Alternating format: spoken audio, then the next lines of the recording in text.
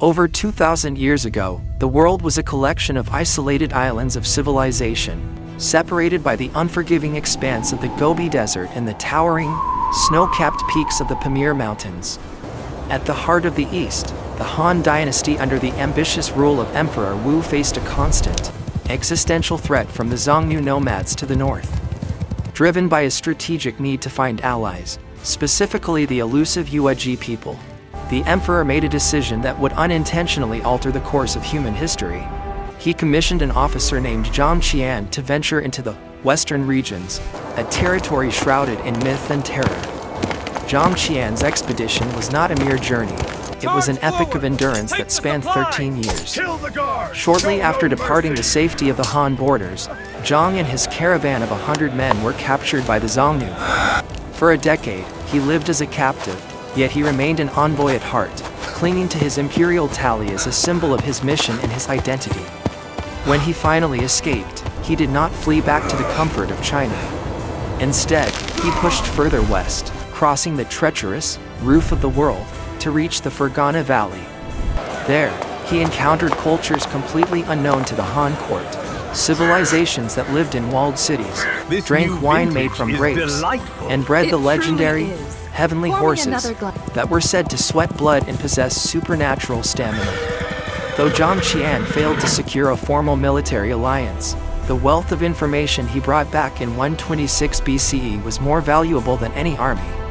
He spoke of vast markets, sophisticated irrigation, and a hunger for Chinese silk among the Western peoples. This revelation shifted the Han Dynasty's perspective from pure military defense to economic and cultural expansion. The primary milestone of this era began in the 2nd century BCE when the Han court transitioned from isolation to a proactive westward expansion. This was catalyzed by Zhang Qian's historic expedition, which served as the first bridge between East and West. By documenting the geography, politics, and trade potential of Central Asia, he laid the conceptual framework for what would become the Silk Road.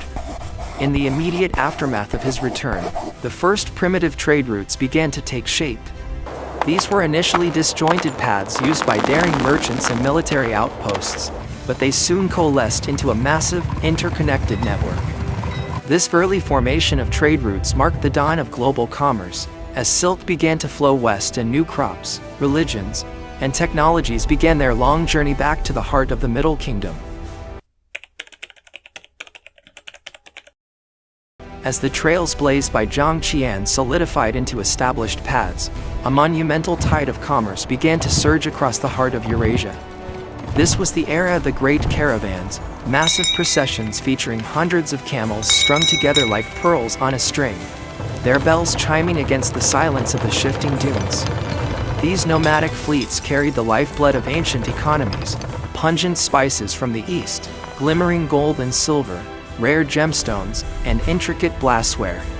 However, it was one specific commodity that reigned supreme, giving the network its timeless name: Chinese silk, a material shrouded in mystery and guarded by the threat of death for those who dared reveal its secrets, arrived at the gates of the Roman Empire as a revelation.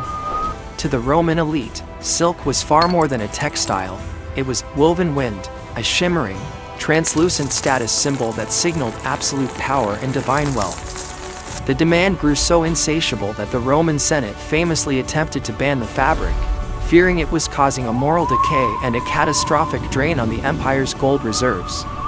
Yet, the allure of the exotic was unstoppable, turning the Silk Road into the first global luxury supply chain. But this prosperity was painted against a backdrop of extreme peril. To walk the Silk Road was to gamble with one's life. Merchants navigated a gauntlet of terror, from the scorching Sea of Death in the Taklamakan Desert to the lethal, oxygen-thin passes of the Pamir Mountains. They faced ruthless bandit clans who saw caravans as moving treasuries, and they battled nature's fury in the form of blinding sandstorms that could bury a camp in minutes. Water was more precious than gold, and many who sought fortune found only an unmarked grave in the sand. Despite these horrors, the promise of life-changing profits, where a single successful trip could fund a family for generations, drove men to risk everything. Between the 1st century BCE and the 3rd century CE, This east-west exchange reached its first great peak, fostering an era of unprecedented connectivity. This period saw the rise of legendary oasis cities like Palmyra, Samarkand, and Dunhuang. These were not merely rest stops but vibrant, cosmopolitan melting pots where languages, religions, and ideas collided and fused. These cities became the nervous system of the Silk Road, providing the infrastructure for silk to solidify its position as the ultimate symbol of Western luxury. Through these bustling hubs, the world became smaller, and for the first time in history, the destinies of empires thousands of miles apart were irrevocably linked by the threads of a single trade route. Beyond the heavy bales of silk and the pungent sacks of spices, the Silk Road carried a cargo that was invisible yet far more transformative: the flow of human thought, faith, and innovation. This vast network functioned as the world's first great information highway, where the collision of cultures reshaped the spiritual and intellectual landscape of entire continents. The most profound spiritual shift began with the steady march of Buddhism. Originating in India, the faith traveled alongside merchants and dedicated monks, navigating the treacherous mountain passes to reach the Han heartland. From there, it didn't just settle, it evolved, blending with local philosophies and eventually radiating across all of East Asia. But the Silk Road was a crowded spiritual corridor. Islam, Christianity, Zoroastrianism, and Manichaeism also found their way across these routes, turning oasis towns into vibrant melting pots of theology. In these desert hubs, a traveler might hear a Buddhist chant, a Christian liturgy, and a Persian prayer all within the same city walls. This exchange extended deeply into the realms of science and practical genius. The Silk Road acted as a bridge for revolutionary technologies that would eventually end the Middle Ages in the West. Secrets of papermaking and the explosive potential of gunpowder, inventions born in China, slowly migrated westward, forever changing how knowledge was recorded and how wars were fought. In return, the East gained sophisticated insights into Western mathematics, astronomy, and the exquisite realism of Greco-Buddhist art, which saw statues of the Buddha draped in the flowing robes of Greek deities.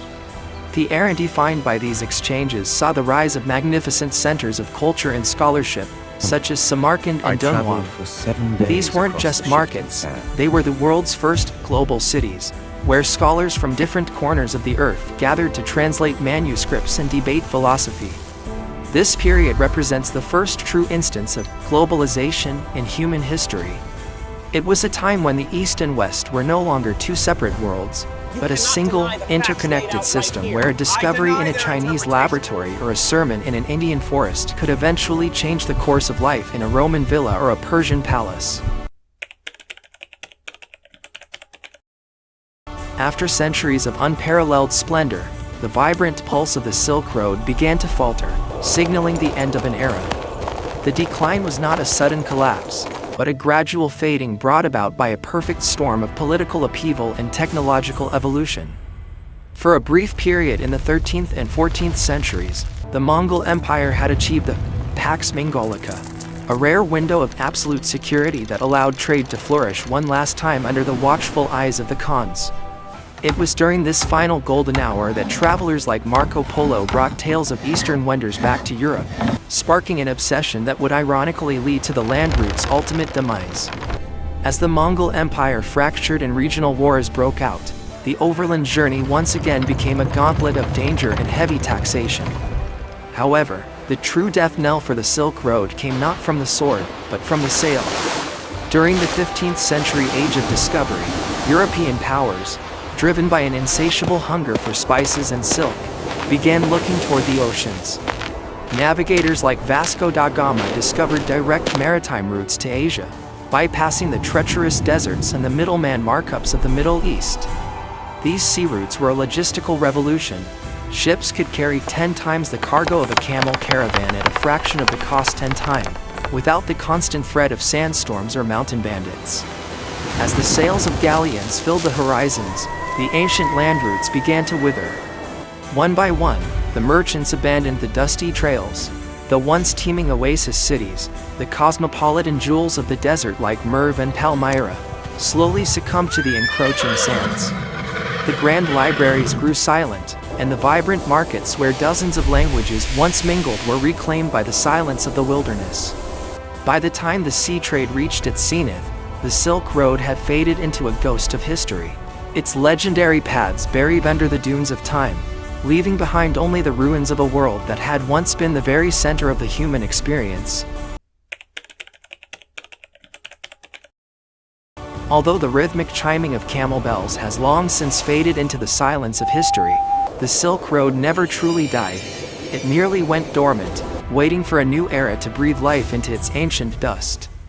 In the 21st century, this legendary network has experienced a monumental revival through the Belt and Road Initiative. This modern reimagining seeks to reconnect the fractured economies of Asia, Europe, and Africa, replacing the narrow dirt paths of antiquity with high-speed railways, fiber optic cables, and massive deep water ports. This ambitious global project has transformed the ancient concept of the Silk Road into a sophisticated blueprint for transcontinental cooperation, proving that the geography of trade remains as vital today as it was in the days of the Han Dynasty. Beyond the movement of capital and cargo, the physical remnants of the original route have become hallowed ground for the modern world. From the terracotta sentinels of Xi'an to the turquoise domes of Samarkand, the ancient ruins that once faced oblivion are now thriving cultural hubs. Millions of travelers journey to these sites annually, not as merchants seeking profit, but as pilgrims seeking a connection to a shared human past.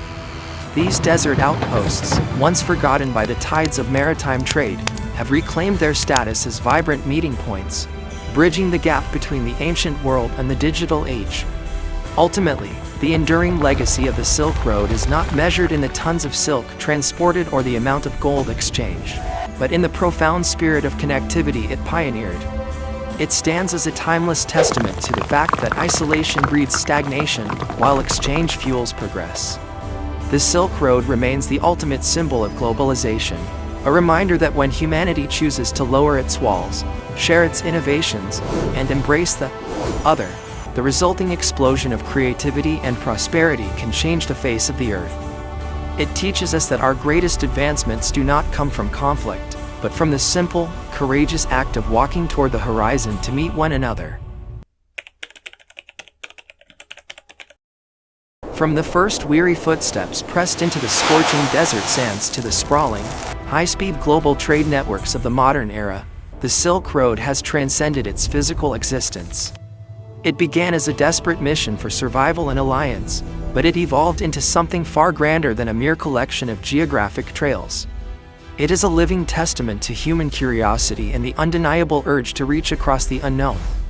For millennia, this network acted as the world's central nervous system, carrying the lifeblood of innovation, faith, and heart between East and West. It proved that even the most formidable barriers, vast oceans of sand and walls of ice, could not contain the human spirit's desire to exchange and evolve. Today, the Silk Road remains the ultimate symbol of civilizational synergy. It serves as a powerful reminder that our greatest achievements are rarely found in isolation. Instead, they are born at the crossroads of culture, where the meeting of different minds creates a world that is stronger, more vibrant, and more interconnected than ever before. Its story is our story, a journey toward a future where every path leads to a shared horizon.